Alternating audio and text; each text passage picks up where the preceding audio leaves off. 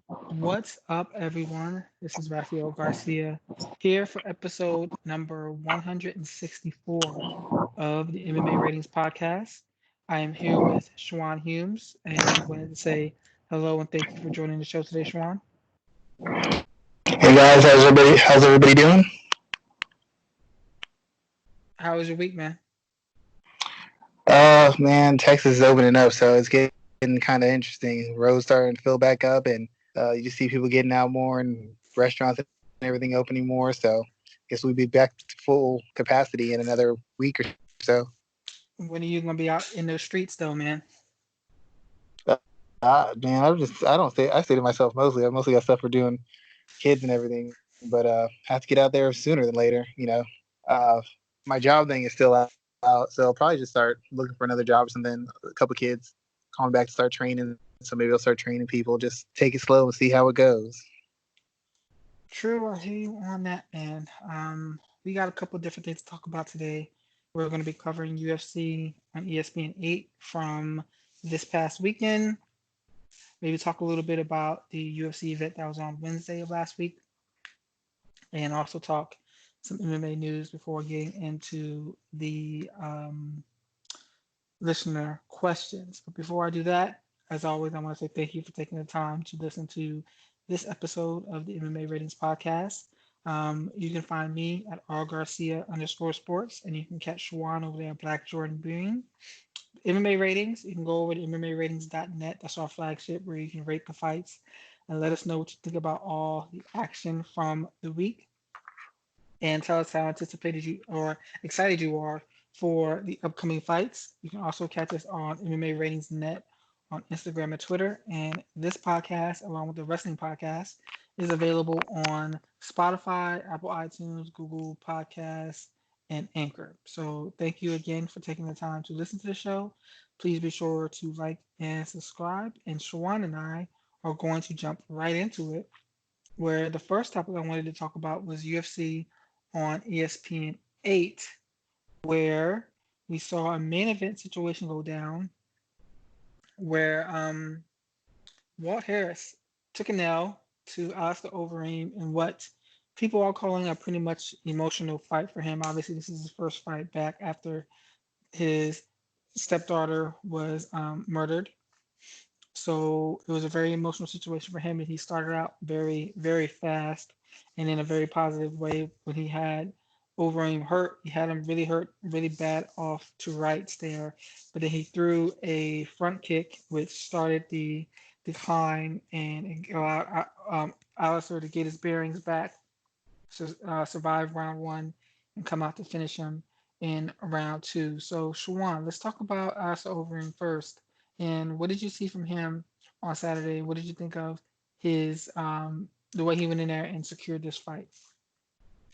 I just saw what I've always seen from Alistair. The fact of the matter is he's just one of the most skilled heavyweight fighters in the history of the sport. Like he has real striking chops, he has real grappling chops. Maybe his wrestling isn't the greatest, but at heavyweight, he may as well be a collegiate wrestler at heavyweight. How many guys don't have legitimate extended wrestling backgrounds? I mean, he's an all-round fighter who's always been betrayed by his cardio and his chin. And before the fight, a lot of people were talking about the story about Walt Harris, and I didn't really want to say a lot on Twitter or say a lot about it before it, but the question in my mind kept being like, what are they going to do when he loses this fight? Because it's a good storyline, it's good information, he's a good guy, it's a terrible situation. But the fact of the matter, when it comes down to it, there was going to have to be a fight that takes place. And while Overeem's super vulnerable, the fact of the matter is he is a veteran.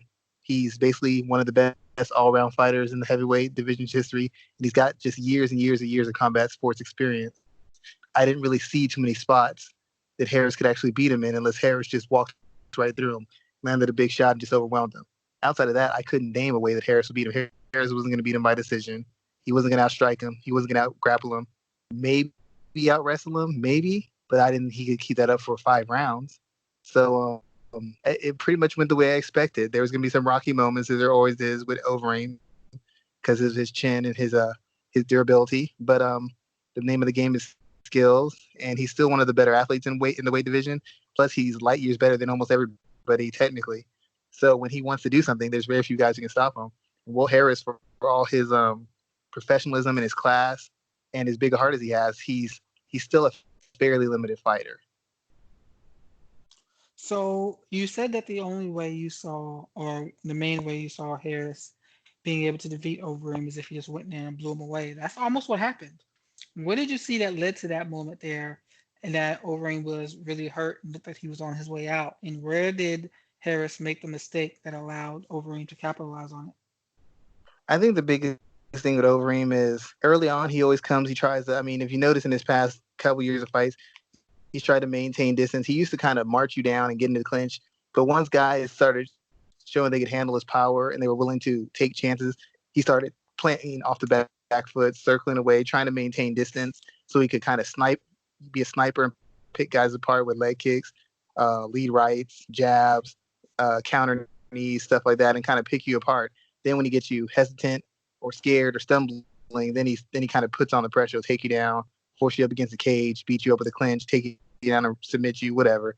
But early on, he likes to maintain his distance. Harris just didn't let him do it. Harris just came out on fire, and that was smart in my opinion. Harris is a very good athlete. He hits pretty hard. He's fairly durable. He's strong. He's fast, but he can't match over him on the feet in anywhere except maybe aggression and athleticism and try to overwhelm him. And that's what he tried to do. He jumped on him and tried to get the finish.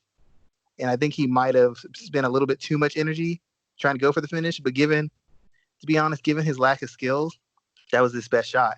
He wasn't going to outbox over him for 5 rounds. He wasn't going to outgrapple him for 5 rounds. I don't really believe that even Walt Harris thought he could out wrestle him for 5 rounds. His best shot was to land something early, put pressure on him, and just overwhelm him and hope that Overeem couldn't recover. But he kind of overplayed his hand. He allowed Overeem to break his posture. And Overeem just started slowly working his way back in the fight. Once he broke his posture and started controlling his arms to where he couldn't just tee off, that the fight was essentially lost. His only chance was to make the fight at a high pace, high contact, and not allow Overeem to get his bearings or to dictate the pace and place of the fight.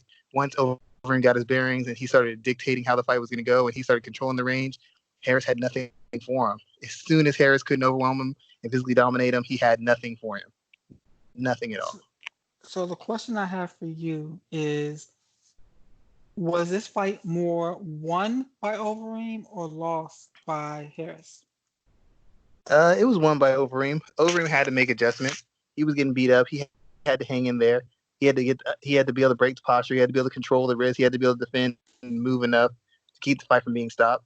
As I said, Will Harris did what he needed to do to win the fight. That was literally his only chance. That or a Hail Mary. There was nothing he could. I mean, they're not even in the same category as far as grappling skill or striking skill. It's nowhere close. Most people aren't. I mean, Overeem's last fight he lost. He had that fight won. He just got caught late. He got tired. He got trapped. He got caught late. There's very few people who can match Overeem's skill for skill. Walt Harris is not one of those people. So he took the best approach. He made the best moves. Only thing is he couldn't finish. And even though Overeem's been a guy who's been knocked out, who has he been knocked out by? Ben Rothwell, usually a big finisher. Francis Ngannou, usually a big finisher. I can't say the last guy's Rezentric, that guy, Rosenstruck. big. Yeah, there you go. Another big finisher. He's been finished by guys who are known for having devastating power and are good finishers. Walt Harris isn't a devastating puncher, striker, and he's not a great finisher.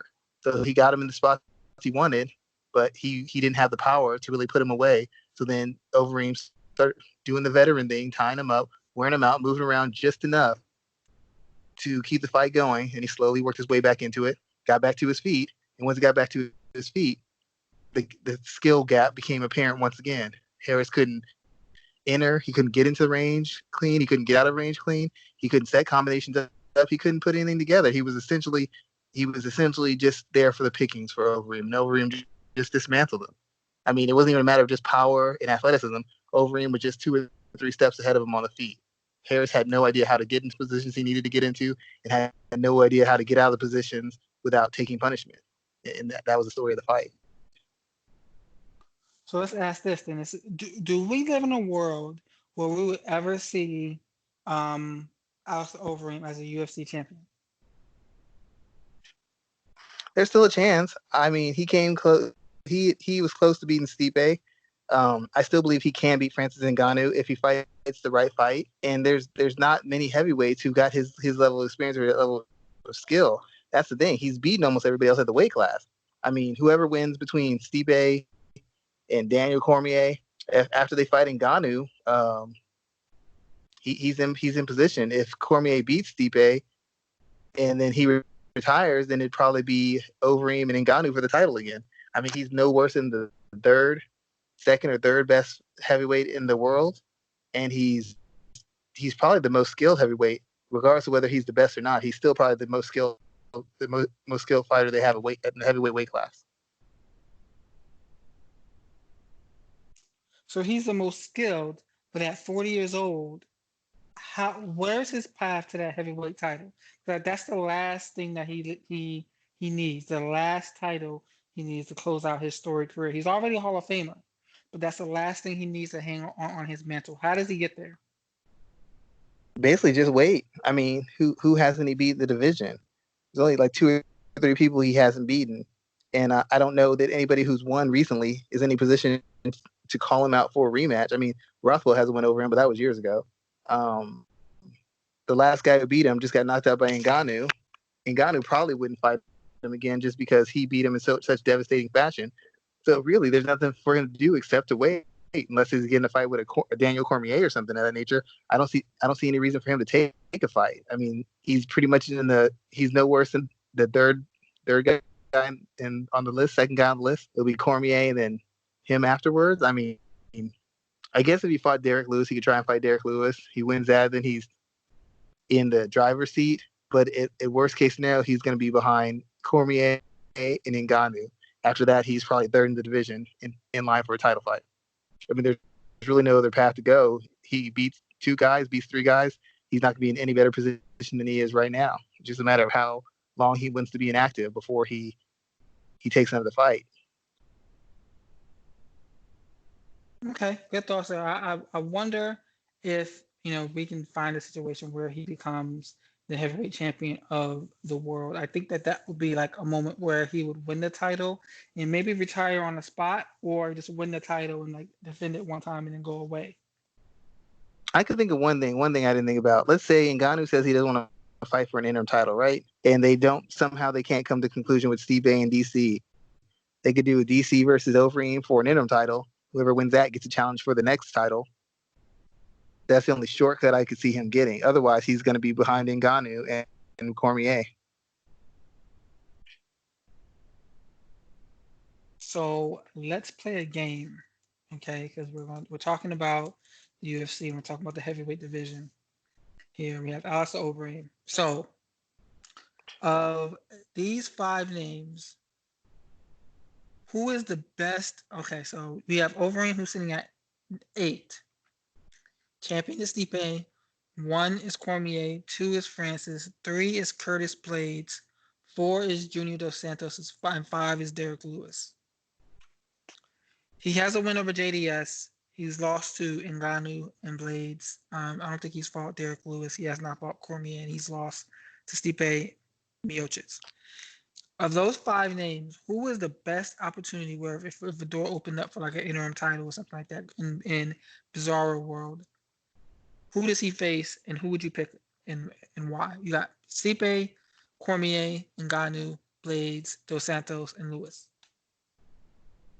I would assume it'd be Cormier and Overeem. I guess Blades might go for an interim title, but Ngannou says he doesn't want to deal with it at all. And I don't know if he means that or not.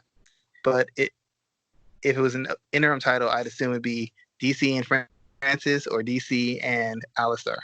It's just a bigger fight. I know Blades has a win over him, but Blades, he's not terribly popular and he's not terribly devastating, and he's lost twice to Ngannou. So you can't justify putting him in any position. You can't really justify him in a position from a selling point or from the point of where he stands in his career. So I would think it'd be DC and Ngannou or DC and Overeem if they were going to make an interim title fight. Okay. So let's talk about this co-main event where we saw Claudia Gadelha win a split decision over Angela Hill. I want to talk about a couple of different things in this fight here, but first, Who did you have winning, Cladelia or Hill, and why? I think it ended up being.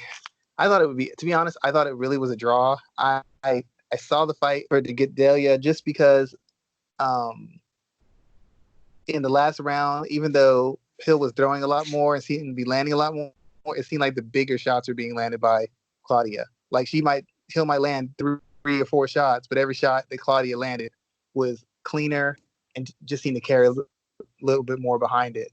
I don't have a problem with Hill having a problem with the loss because Hill, hurt her badly in the second round, and she was outworking her.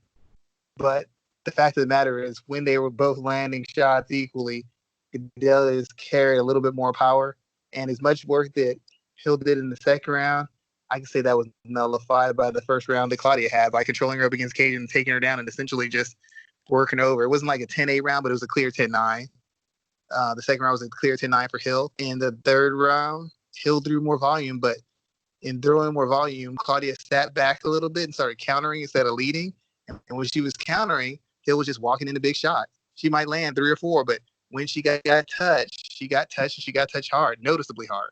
And I think that's what they noticed. I think they noticed the power difference in it.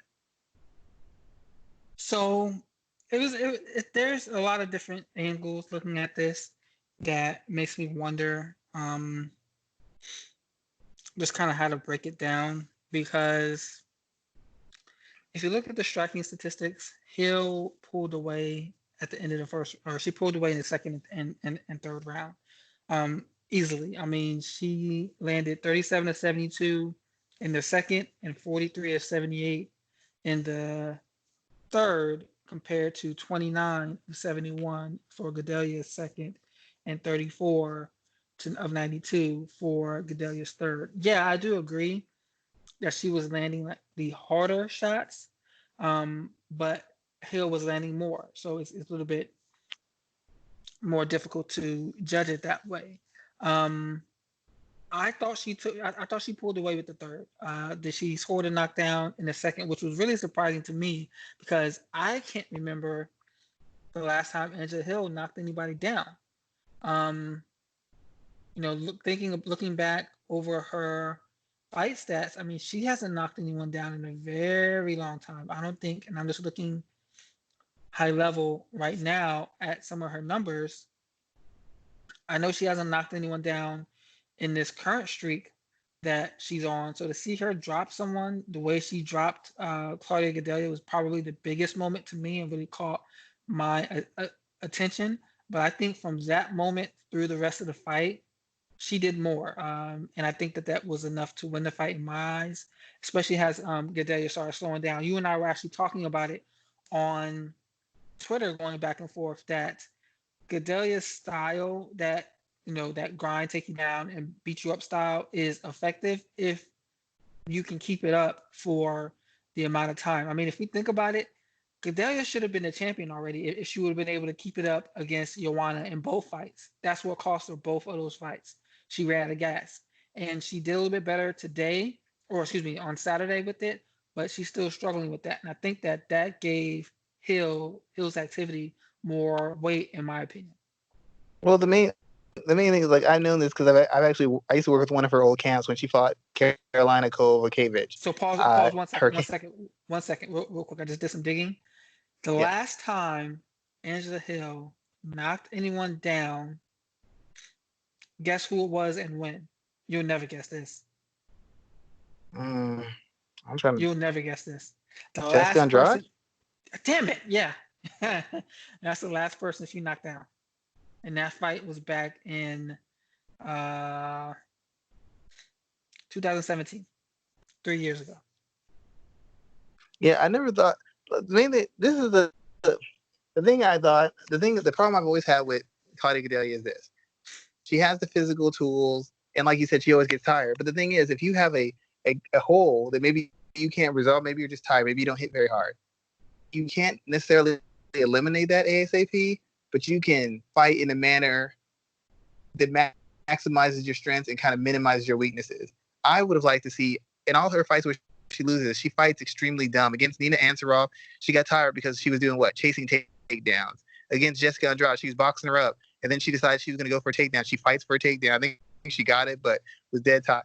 George got back up. She got one takedown against Ansarov early, and then the next 2 rounds she's chasing takedowns, getting chipped up, and it's like she just it's like she's not aware, or her camp isn't aware of where her holes are at, because the best fight for Claudia isn't an exciting fight. Exciting fights mean there's lots of energy, there's lots of strikes thrown, there's lots of strikes taken. That's great for us. That's bad for her because her cardio always fails her. I always tell people she should be getting on the jab.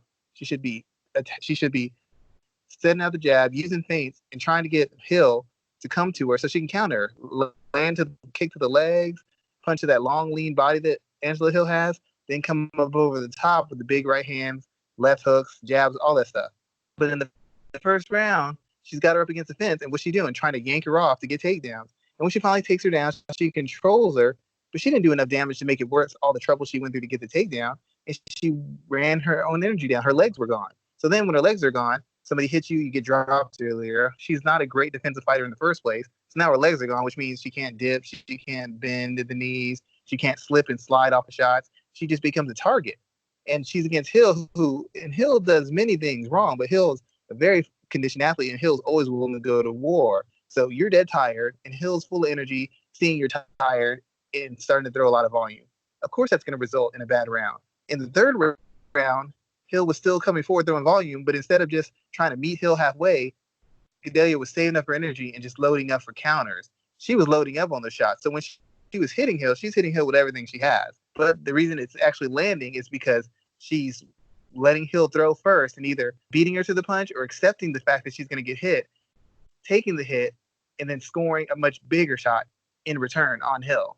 And that's what I felt she should have been doing from stage one, wasting all the energy trying to match volume, trying to get these takedowns. That was never the move. Get your jab going. Look for counters. When Hill starts throwing those extended combinations, that's when you go for the takedowns. You save your energy. You don't wait till you're dead tired and now you're trying to force more takedowns. It was just bad fight IQ. And I think most of her issues aren't so much part of it's cardio. Part of it's just she fights in a very, very, very dumb manner. She doesn't protect herself. She doesn't play to her strengths. And she routinely exposes her weakness to everybody she fights by trying to physically dominate them when she knows she can't keep up with the pace. And it's cost her, like you said, it's cost her multiple times. You would think she would make an adjustment in what she does and how she does it.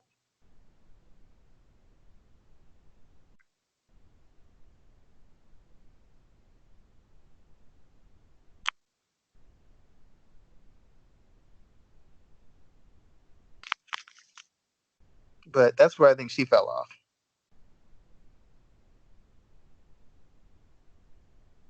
I'm sorry, I was on mute. My bad. I didn't realize. So, how do you fix that? Because at some point in time, an athlete is who they are. Gedalia is 31 years old. She turns 32 this year. She at that point in her career where this is who she is, and we just gotta kind of go with it, or Well, is in her fight can against she be Marcos, built up? in a fight against Marcos, you saw more of it. She was more patient. She didn't look to get into ground exchanges. She didn't force things to the ground.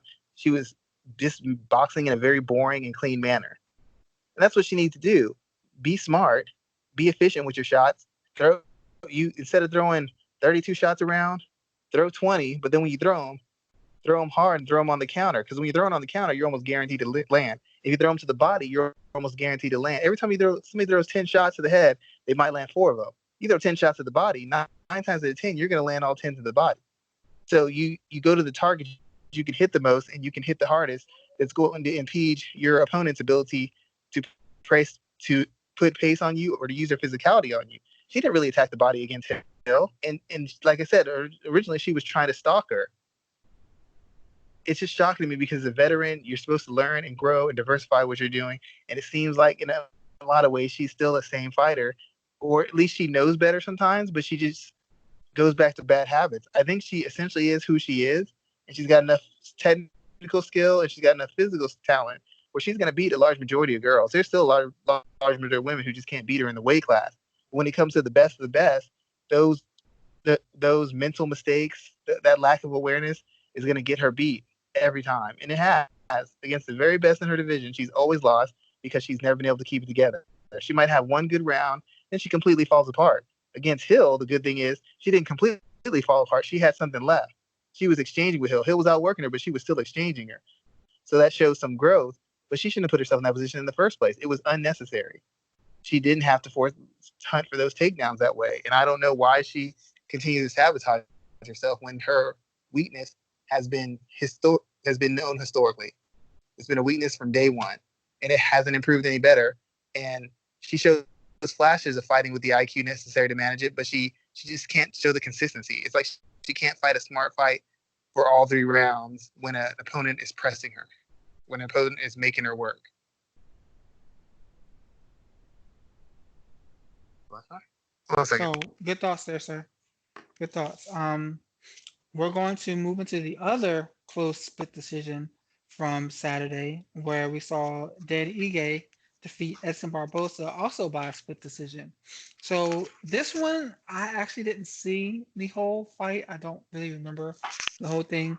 But Schwan, what did you unpack from this fight here? It was Barbosa's first appearance at featherweight and probably the biggest win for Ige at this point in his career. What were some of your thoughts about this bout?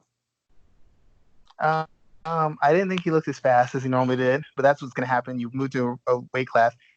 If you're one of the fastest guys at lightweight, you're not generally going to be the fastest guy at a way slower. He seemed explosive. He still seemed dynamic.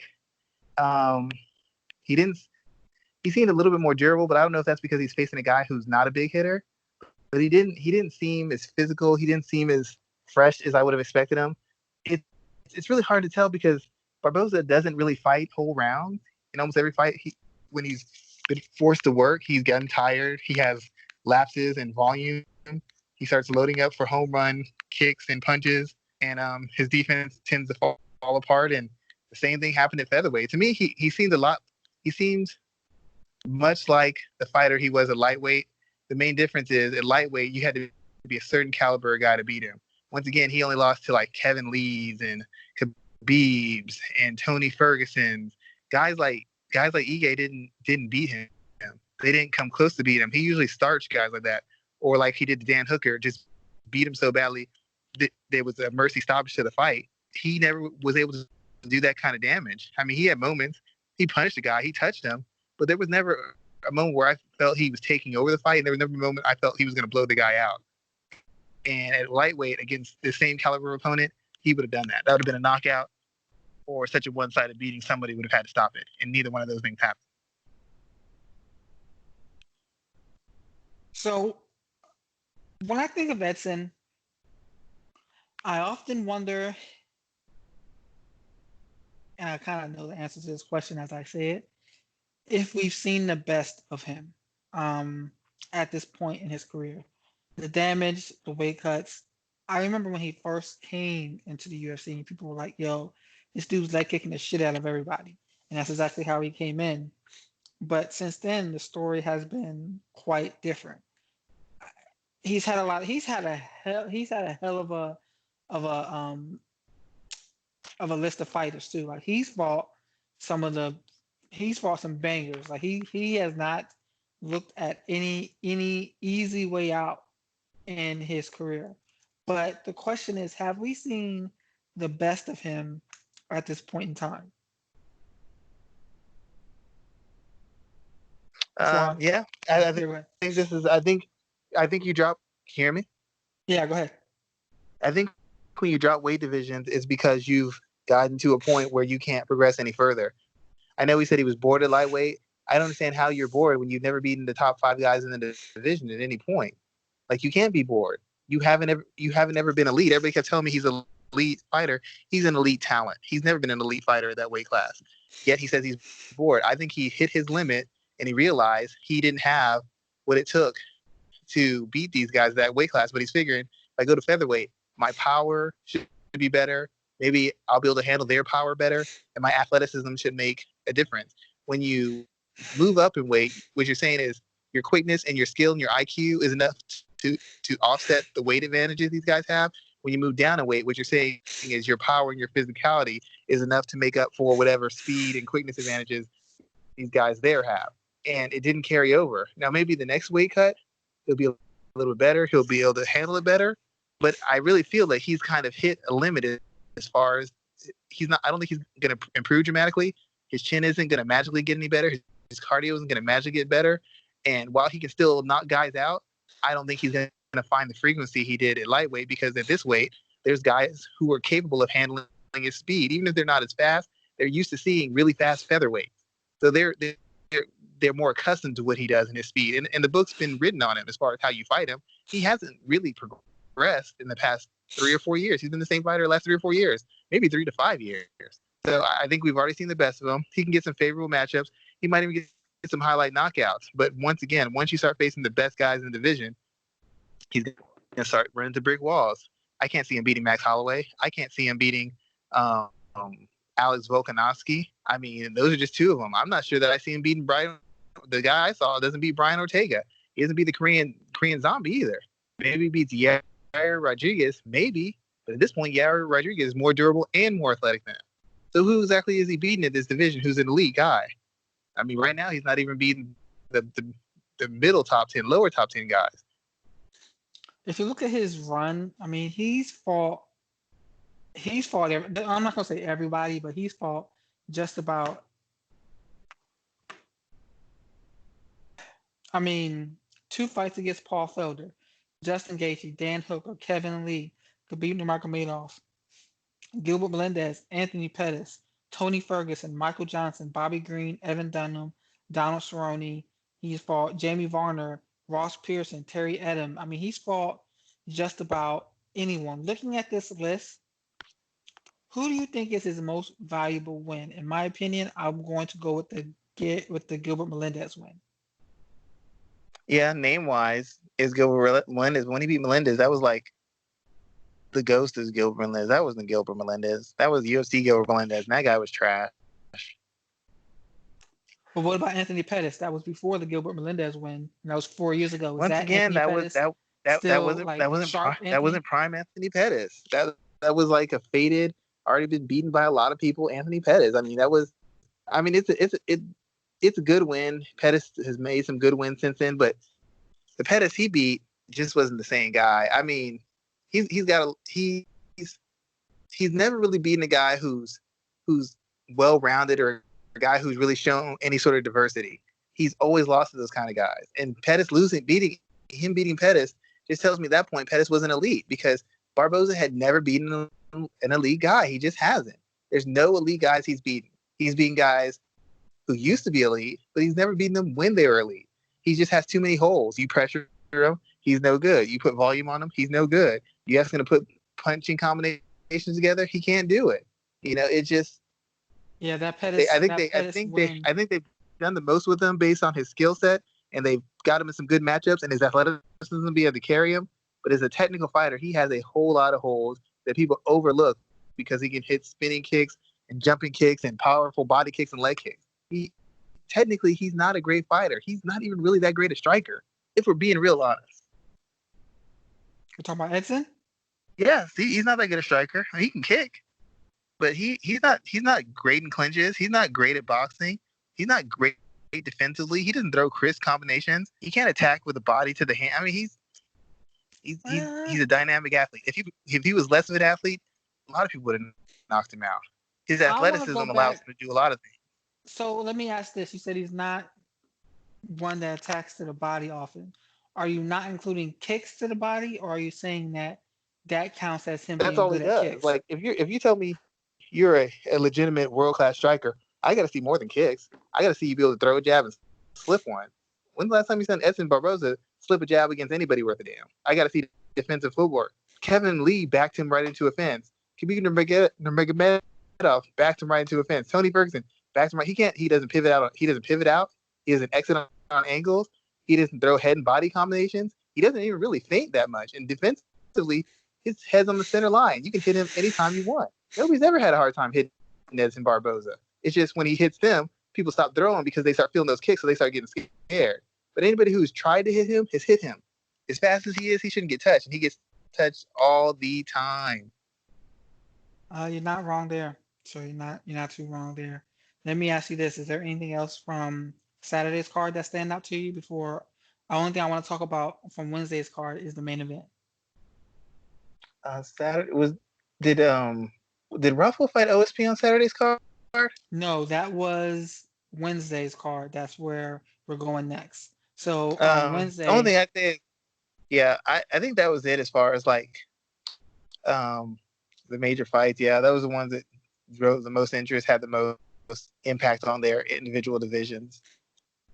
what did you think about the main event between Anthony Smith and Glover Teixeira? Um, I thought that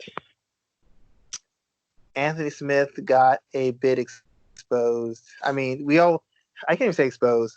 He's a guy with heart, fairly good conditioning, who's durable, and he's been able to get farther than he should have gotten because he's been able to outlast guys, out tough guys, and basically break their will and finish them when they hit their wall. He's not a great technical striker, not a great wrestler, he's not a great grappler. He's just not. I mean, people can tell me about who he knocked out and who he submitted. He's not great at any phase. It's more of his will, his durability, and his ability to push through bad spots. That's essentially what separates him, his heart and his character. Skill wise, he's very flawed. And I thought he could beat Glover because Glover's so fragile. Like you can punish Glover, you can finish Glover. The thing is, you have to be very efficient and precise in what you're doing because Glover always gets hurt. Guys get hung up on that, and then they try to finish, and Glover just walks him down. In the case of Smith, his team had him fighting. He broke the rule that I tell all the fighters I work with. I tell all the basketball players I work with, do not set a pace that you cannot either build on or at the very minimum. I still King Mo this all the time. You have to be able to build on it or you have to be able to maintain it. Because even if you're slowing, even if you're not tired, you're just slowing to be smart. In your opponent's mind, he's gonna say he's getting tired. You just gave him confidence. To the judges, they're gonna say you're slowing down. This guy's picking up, so you must be losing because you were throwing 50 punches around the first 2 rounds. Now you do 35. Oh, you're slowing. The momentum's turning. Even if the momentum's not turning, that's how it looks. He came out there, set a super high pace, landed some shots on Glover. But the thing is, he's throwing him like he's a killer. He's not a killer puncher. He's not a knockout puncher. Against guys with real power, maybe you get away with that. Maybe you finish Glover. He doesn't have that power. So he's throwing this volume. He tired himself out. Glover hung on, and then Glover just proceeded to beat him within an inch of his life. He had nothing left. He didn't have enough legs to handle shots, to defend takedowns, to improve position, to attempt submissions, to get him off him. He was basically a target from that point on because he blew his entire energy reserve in that first round, throwing all that volume. And though he hit Glover a lot, he missed a lot too. And he exhausted himself and he had nothing left. And once he had nothing left, he doesn't have the skills defensively or counterwise to do anything except take a beating.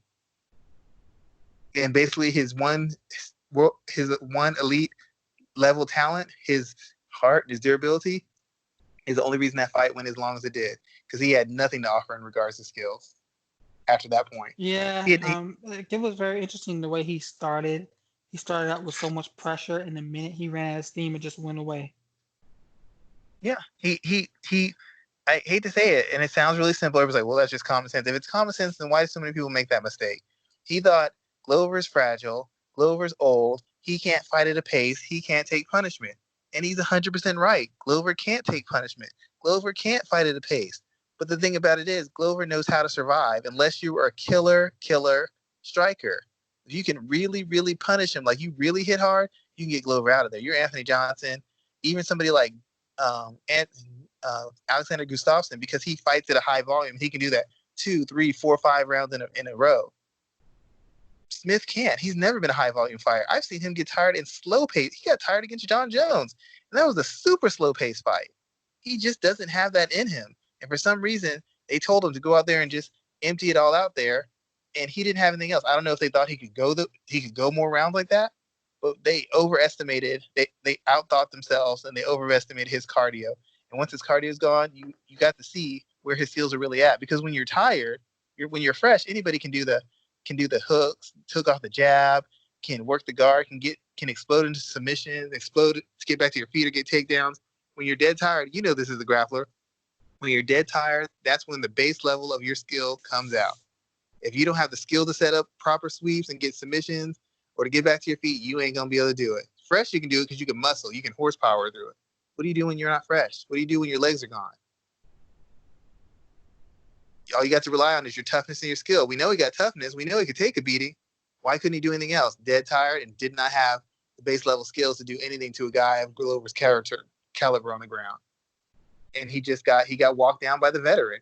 He overextended himself, got tired, then he got walked down and beaten up for the better part of 2.5 rounds by Glover Teixeira. I mean, it was like watching an assault on YouTube. Yeah, it was definitely pretty bad there. So did you want to say something about the co-main event where OSP lost to Ben Rothwell? Oh yeah. Before I get to that, once again, I don't have anything against Anthony Smith's corner. I think he changed corners. He went to a new corner. I forgot the guy, Krause. I guess Krause is the guy running his camp now. He was with somebody else earlier when he fought John Jones. And I get what they're trying to do. You try to diversify. You try to build on your fighters' edges and skills. But the thing about it, you can't switch a whole fighter's skills up that fast. It takes 2 to 3 fights for you can really get them into what you're trying to do, where their conditioning, mental and technical and physical conditioning is on point to where they're going to do the things you want to do. Early on, you just add 1 or 2 things different, 2 or 3 or 4 things. You focus on those. You let them do most of what they usually do, and you work on 1 or 2 areas of weakness that you can improve to give him a kind of an edge against a tough fighter. They tried to switch his whole thing up. He's never been that kind of fighter, and in doing so, he hadn't done that in a real life situation, and he exposed himself. And his camp, they're supposed to protect him. I know he said don't throw in the towel, don't protect me, but the fact of the matter is, it's your job to do 2 things. 1, 3 things. Prepare your fighter to win, and what it takes to win. 2, prepare that if they lose, they can defend themselves so they're not permanently or inherently or severely damaged. And 3, protect them from themselves. They didn't do either one of those things. They gave him a fight plan he couldn't execute. They put him in a position of losing. Then they didn't develop enough skills so that he could lose in a manner that didn't involve him taking a severe beating. And then they let him take an extended beating for those 2.5 rounds. And if you're a world-class athlete, like a top-level athlete, that kind of beating might set you back a little bit. When you're an average athlete like Anthony Smith, that kind of beating takes you from world-class to middle of the pack. Even at light heavyweight, you don't take those kind of beatings and just come right back. And for a guy like him, who the majority of his career, he's faced knockouts and taken a lot of punishment, taking that kind of abuse isn't going to do him any favors because he's not a world-class technician, nor is he a world-class athlete. He might not even be a world-class fighter after that fight. So I feel they could have done more to protect him and more to prepare him correctly. And their mistakes cost him that fight. It might have cost him the next 2 or 3 years of being a legitimate contender, a world-class fighter. He didn't look world-class that night. He didn't even look like he should be in discussion for a title fight. Interesting thoughts there, sir. Who do you think he should face next? I don't know, dude. You can't put Glover in with anybody because Glover just knocks off these young guys. I mean, if Jones moves up, he might be in position for a title fight because he's on a winning streak. And Smith needs to take a long break off, and he needs to take a couple steps back. This is just a bad look for him. It was a bad look and a bad fight, and you don't want to put him in with a killer coming off this kind of beating because then you come and take another one or you get a quick knockout and now your body just can't recover. I think he needs to take an extended period of time off, really work on what they want him to be as a fighter, and then come back and kind of test the waters and move ahead accordingly. I don't think he needs to be rushing back for anything. And what about his response, lashing out at people who questioned the stoppage? Even Jason Herzog apologized, but he kind of told him not to apologize too. What are your thoughts about that? Is that he's supposed to do that? Really weird to me. He's supposed to do that. He's a fighter. He's supposed to be a lunatic who makes dumb decisions. I mean, let's face it. The way Justin Gaethje fights, a coach would not recommend that too often because he knows the risk of it. Justin Gaethje, if he had a son, he wouldn't want his son fighting like that. I'm sure Justin Gaethje's parents don't want him fighting like that. That's his job to do that. He's supposed to say these things. There's supposed to be adults in the room who are supposed to bring common sense to this and rein him in. You're supposed to stop the fight, and he's supposed to be mad at you, and that's good. You stop the fight. If you're a fighter and I call the fight, you're like, Schwan, you son of a bitch. You shouldn't have called it. You're supposed to do that. You're supposed to want to keep going. It's my job to protect you before you either break mentally or before you break physically. I'm supposed to know you well enough to pull you from that fight before you take such a beating where people have to wonder about your health moving on forward. And just say, I got a little skittish. I shouldn't have thrown the towel. I shouldn't have called the fight. I should have let him go out on his shield. You can say that shit after the fact. Before the fact, you have to be the responsible adult and say, enough's enough. So what if he fires you? Who cares? That's what I do. That's why a lot of fighters don't let me in their corner. I'm like, you start taking beats like that, I'm just pulling the fight. I'll fire you. Who cares? MMA don't pay nothing. I got a real job. Fire me all you want. I got to look your wife, your teammates, your kids in the eye, knowing I sent you out there to get your brains beat in. And it's easy for him to talk now. Now he's talking a different tone. Did he sound that way when he's talking about his teeth might have fallen out? I mean, that whole The bass sequence was just was I'm just asking. horrible. This is going to seem disrespectful, but was the bass in his voice when his teeth fell out? Was he talking that hard then? Good point. I didn't see any questions about the stoppage when they stopped it. I didn't see him getting. He could have jumped right up and been like, "I'm fine." He laid there. He's looking for teeth. He wasn't talking tough then. 3 days later, when you've recovered and you've gotten away from it, it's easy to say, "Oh, that was a coward's way out. You don't know what you're talking about." If I don't know what I'm talking about, then as soon as they stop the fight, why didn't you get your ass back up and say you wanted the fight to continue? It was pretty bad. It was pretty bad, and looking at his response, I almost feel bad for him because like that's the response that he has to take as a fighter, as you said. But in reality, it's like, yo, people are just looking out for your well-being. Yes, you're a fighter and you're getting in there to do something that's more dangerous than probably 90% of the population will do, but there has to be a line somewhere, and You that know line what's was really funny? crossed. What's really funny is when people don't care, we're called bloodthirsty, and all the fans care. They don't care about your well-being. I got a family at home. They don't care if I make it home. No, we care. You don't care. You Clearly. know what I mean? We're worried about you, and you're telling us to shut up and mind our own business. But then when you get hurt and you ain't got no money and you're struggling, well, the fans only care when you're winning. The fans only care when things are going well for you. Now, I saw a report of people who seemed very concerned when things were going bad for you. You told them to shut the hell up. Yeah, it's definitely pretty bad. I'm I not even. mean, if I ever hear him saying that, well, the fans don't really care. Really? What happened last time the fans care? What did you say to him?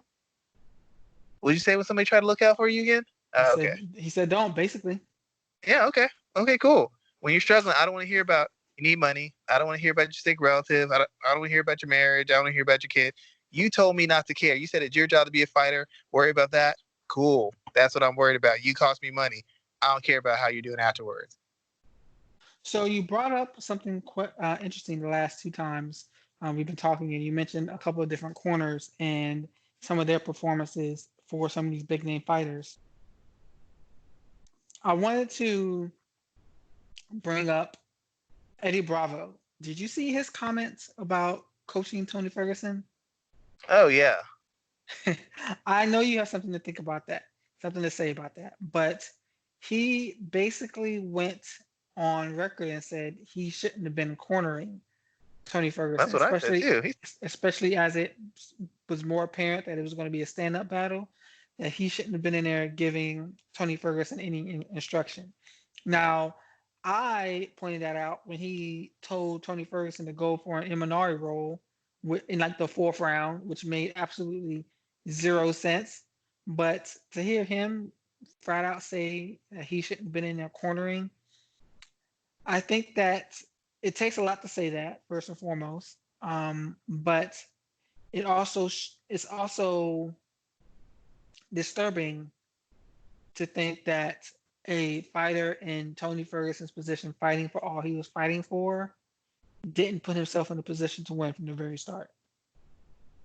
Well, it's weird because they're talking to Joe Rogan and they're like, he didn't like Tony. He's saying how Tony hasn't got a takedown in years, and I'm like, one of the main strengths you have is your ability to create scrambles, to submit guys, to get on position and ground and pound them, or chain submissions together where you wear them out, then you can get on top and chop them up, or when you get to the feet, they're so tired you can chop them up. And I'm like, you don't actively work on how to get to the ground unless somebody takes you down. Like, as good as Tony, as many skills as Tony has, when you fight in the manner he fights, where he challenges guys at their strength, for you to not have a way to force the fight to where you have an advantage is beyond ridiculous. And I said this before the fight. I'm like, Tony doesn't have a way to force the fight. He's not a great takedown guy. He can get back up. He can transition if you get to that point. But he has no way to force the fight where he needs to be if the fight gets out of hand.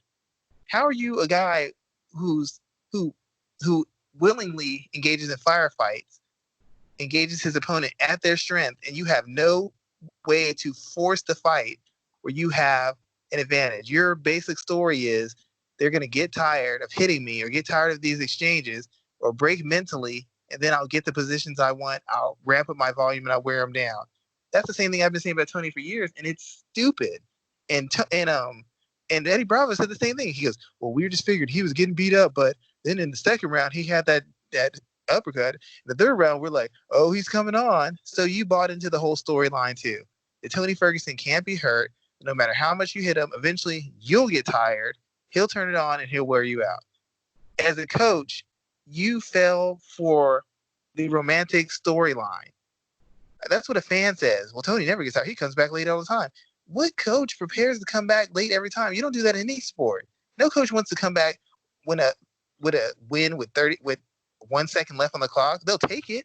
They don't want it. You want boring wins. You want dominant wins. And you're basically telling me this man who has superior skills on the ground has no way to force it on the ground. He doesn't work on it. He doesn't try it. If he ever goes for it, it's some crazy Imari role, whatever role. It's no setup, structure, takedowns to work guys over and expose their weaknesses or extend them or tire them out. He's hoping they'll either get tired and take him down or there'll be some kind of thing where they fall down to the ground and he'll out scramble them. What sense does that make at the world class level? If that's the case, what the hell is Eddie Bravo doing there? I mean, he said, well, Tony's a striker. Tony's not that great a striker. He's not. If he was that great a striker, he wouldn't get hit nearly as much as he does. He can take punishment and he can dish it out. That's what separates him, his cardio and his chin. Not his skills. Not his skills at all. So all that did was say everything I said that everybody said I was biased against Tony and I'm hating on him. His own guy who worked in his camp just told you exactly what I said. He just said it in a polite manner. I said Eddie Bravo shouldn't have been there. Eddie Bravo said he shouldn't have been there. I said he didn't prepare to extend or tire Justin Gaethje out using takedown attempts or forcing scrambles to exhaust him. He just said Tony doesn't take anybody down. We just wait for we get taken down and then we go for scrambles. And I just tell him, look out here, look out there. I mean, everything I said that people were saying, I'm an idiot, you're hating, you don't know. His corner man or guy in his corner just said the same thing I said, except I said it in a very rude fashion. He said it in a very polite fashion. I said they didn't know what they're doing. They're grasping at straws. They had no backup plan. They were expecting Tony to come back and win the fight because Justin was going to get tired. What did Eddie Bravo said? We thought Justin was getting tired. We expected him to come back. We didn't have a plan for taking him down. I shouldn't have been in the corner. I shouldn't have been asked to talk to him. I had no ideas. I choked. They ran out of ideas. They choked. That's what I said last week. That's what I said that's what I said was going to happen the week before. I said Trevor Whitman's just got too much for these guys. And then he comes out and basically agrees to everything I said. And I'm not taking that necessarily I'm right, but it's what he said in the interview. And I had people coming for me talking about, I don't know what I'm talking about. How do I not know what I'm talking about? Eddie Bravo just said what I said. I mean, he did basically say exactly what you said there, and I it was shouldn't be in just the corner. interesting. What did I say a week before? He should not be in the corner. What are you going to Eddie Bravo for? He doesn't know anything. Then he said, oh, you don't know. Eddie's world class, blah, blah, blah. But Eddie's this, Eddie's that. Then Eddie comes on, oh, wow, look at that insight. Look at that humbleness and that awareness. Really? Why is it humble and awareness when he said it? Because I was aware he shouldn't have been there in the first place. I mean, yeah, it's very interesting watching him say it himself. It was like, damn, that's spot on. That's really what Schwan was saying last week, and it all came to fruition. Yeah, and I'm not. I don't know. I'm not the smartest person in the world. Trust me, I'm not. There's lots of good coaches. I'm not saying I know everything, but I've dealt with a lot of camps, dude. When I'm telling you, these guys come in and allow these fighters to come up with the most ridiculous game plans. What I always say, they have them fighting from these imaginary positions of strength. Tony Ferguson thinks he's a better striker than Justin Gaethje. That has never been true at any level. Tony Ferguson thinks he can compete with anybody on the feet. Only reason I thought he could beat Conor McGregor is because he could take him down and choke him. He can't beat Conor on the feet. I never believed that. I figured he'll tire him out with takedowns and he'll exhaust him. But technically, no. He didn't have the skills to do it. He has many skills. He don't have those skills. And I'm just glad Eddie Bravo said it. I respect him for saying it. At least he was man enough to say that he shouldn't have been there and he choked and he should have handled it better and they should have handled it better. But for a guy competing in a fight he had to win, before he had his biggest money fight. And I understand they switched opponents, but guess what? Justin Gaethje switched opponents too. He wasn't even supposed to be fighting. So you're gonna Hmm. say you only had 2 weeks to prepare for him? Justin Gaethje only had 2 weeks to prepare for you. Only difference is you were already in shape, and Justin had to work his way into shape. So don't give me Very that. true. I didn't know I was fighting this person. Yeah, whatever. You didn't know 2 weeks ago. Justin didn't know 2 weeks either. He had the same amount of time to prepare for you. So another bit of news that came out this week that I found pretty interesting is DAZN is looking to get out of the Bellator game. They want to stay in MMA, but they are looking to get out of the Bellator situation because supposedly they are looking to part ways when this current deal comes up. What does that mean? How big of a strike is that to Bellator for the zone to be willing to stay in MMA but just not want to partner with them? And what does Viacom do with that promotion now? I don't think it's a big loss necessarily. I mean, the fact of the matter is, Bellator, as we said before, they have very thin divisions. They got 2 or 3 guys in there who move the needles, 2 or 3 guys who are considered world class. And after that, those fights are getting really hard to make, legitimate fights that people care about. Bellator's best thing model was having their tournaments, having guys win them, and then having guys fight for the title. That's what separated them. That's what made them who they were. Once they got away from that, they don't have the bodies to compete with the UFC. They don't, PFL didn't come in there trying to compete with the UFC. They knew they didn't. They went to a tournament schedule. When Bellator was at its peak, really, it was still the tournament schedule. That's their peak. That's their strength. They probably need to go back to it. They don't bring in necessarily enough ratings. They don't have enough name fighters. They just don't. The Tito thing and Shale was interesting. The heavyweight division had some names, but they basically burned out their biggest selling fighters in series in less than a year. They don't have any really interesting matchups. They don't have any really big fan base fighters coming in who they can expect ratings for or they can guarantee sellouts for. They're still going to the same model with a bunch of local fighters with maybe 3 or 4 well-known fighters. That's not going to cut it in this marketplace. That's not going to cut it for the money that the zone's putting out. They're expecting bang up ratings, bang up attention, bang up fights, and they're not getting them. All right.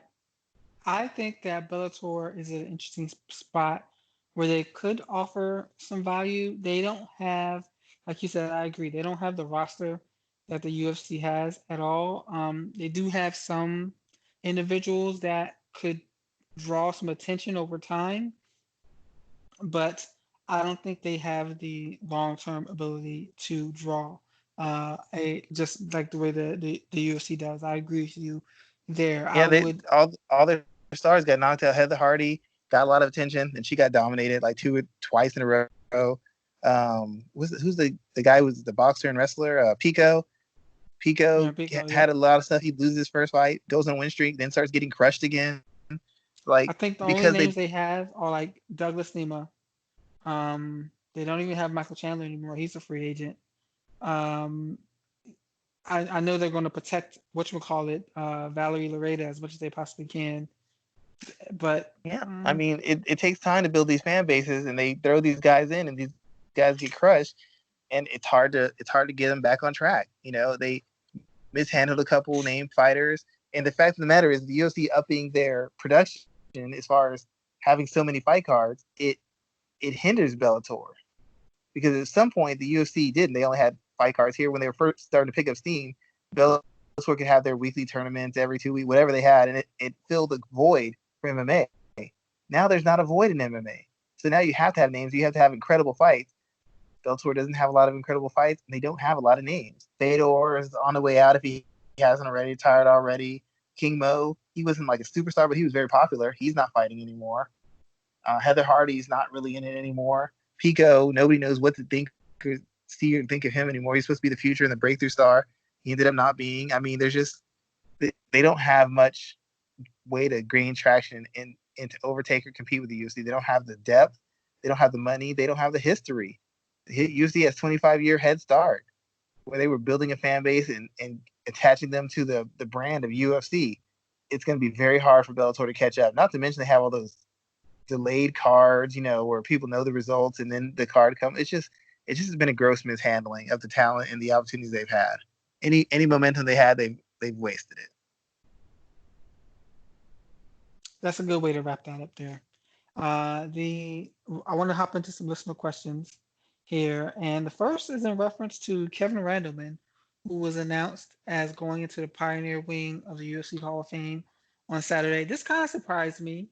I am a big Kevin Randleman fan.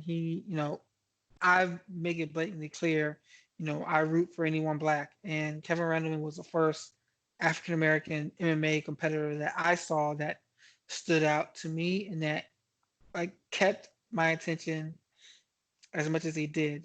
It was sad to see him pass the way he did from complications to a staph infection. But Kevin Randleman was that dude early MMA. What are some of your thoughts on Randleman and what is your biggest moment from his career? That win over Crow Cop, even the loss when he slammed Fedor when everybody thought he killed him.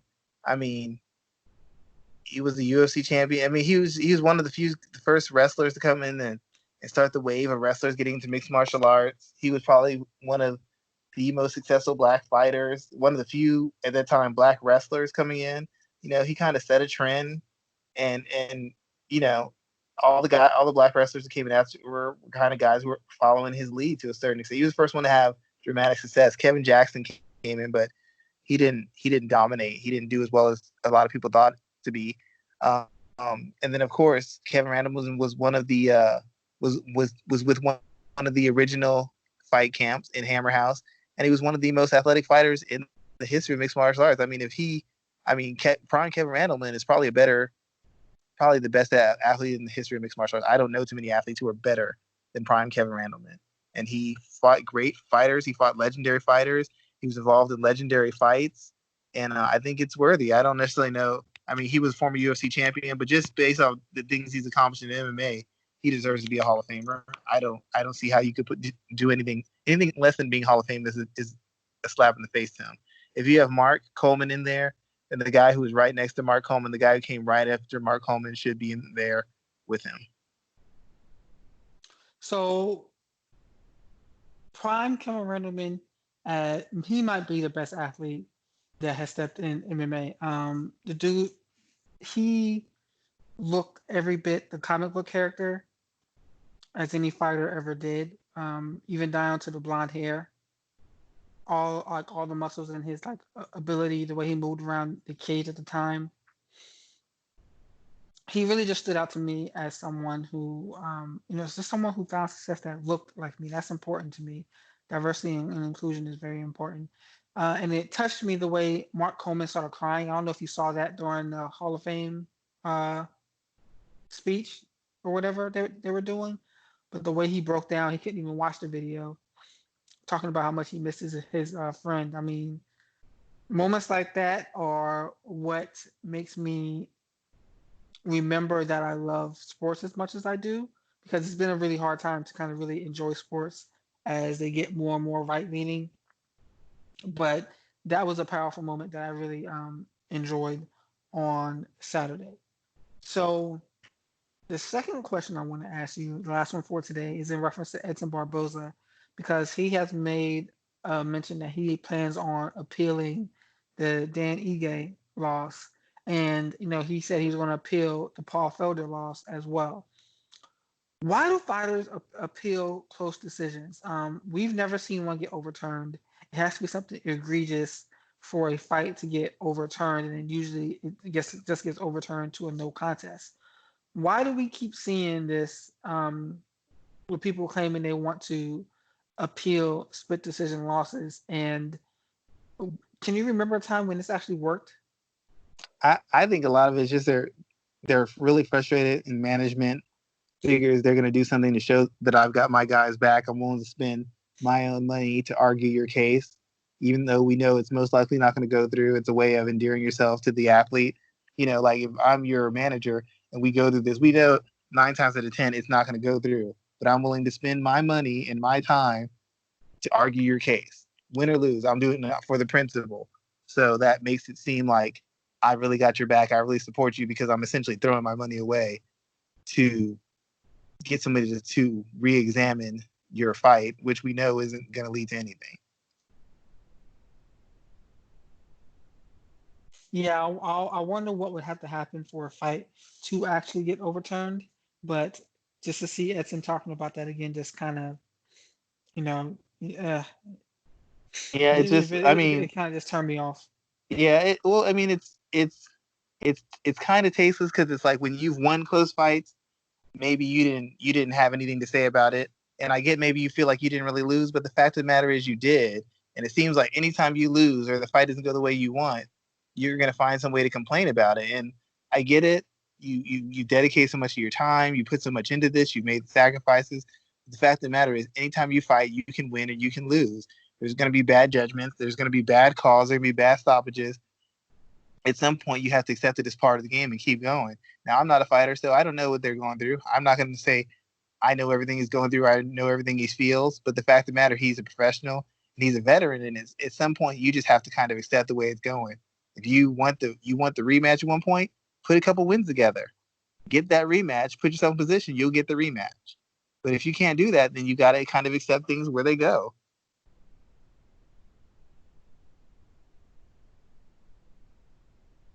Very true, and I think a lot of fighters have a hard time accepting when they don't get the actual You win know what's always funny to that me they about want. fighters?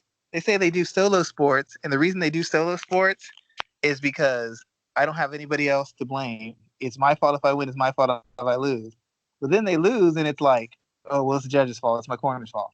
I thought you did this because you didn't want anybody to blame. It's all on you. It is, it is, and it's tough when you see them in close situations like that, and oftentimes it's because they are struggling with their finances and they want that win so they can get paid both portions of it. So that's a issue within its own right. So I Hey, get I their get it. frustrations. That money's tough out there. I get it, but you chose this life. I mean, what have we said? There's people who are managing McDonald's who have better financial standings than some of these fighters. That's what you chose. I'm not bashing you for it. I'm not judging you for it, but there's a lot of pluses that come with it. There's a lot of negatives. You can't get the pluses without getting the negatives. Doesn't mean I'm okay with it. Doesn't mean I'm happy with it, but it's something you continue to choose to do. So at what point do we just say, hey, these are the decisions you make? Deal with it. Seriously, man. So that is it for our show today. Why don't you let everyone know where they can find you and what you're working on this week? You can find me at MMA ratings. I actually had a piece written and I didn't save it and lost it. It was just terrible. So I got to do it all over again. Um, got to figure out when the Black Widow piece is going, and then I'm gonna do just I did 2 articles breaking out things I think Camp should work on, and I lost both of them. So I'm gonna redo those and then release them on MMA ratings. Good, good. And you can find me at @Garcia_sports when I'm talking MMA, pro wrestling, and everything in between. I'm about to watch the Owen Hart Dark Side of the Ring. I don't know if do you remember that story from 1999? Yes, I do. Yeah, I just saw a clip of it where they have Owen Hart scream. You know, when he fell, he was screaming, "Look out!" because he was trying to protect the people that he was going to fall on. Oh Like, wow. man, yeah, like that's something else. So they're kind of revealing a lot more of that information. So I'm going to go and watch that documentary and do the podcast this week about that. But yeah, you can always find me for more wrestling and MMA content at @RGarcia_sports. You can go over to MMAratings.net to read the content that Schwan and everyone else puts together. And you can also rate the fights there. Check us out on YouTube at MMA Ratings. Subscribe there. And also catch us on other podcasting platforms such as Spotify, Apple, iTunes, Google Podcasts, and Anchor as well. And check us out every week. We'll be back next week. Yeah, we'll be back next week to talk about. Well, we don't have a fight card this weekend. We have one next weekend, but we'll be back to preview that fight card next week. So with that in mind, Shawan, let's go ahead and close out. And thank you again for another week. Yeah, no problem, man. Take it easy. Y'all be safe out there. Have a good one, sir.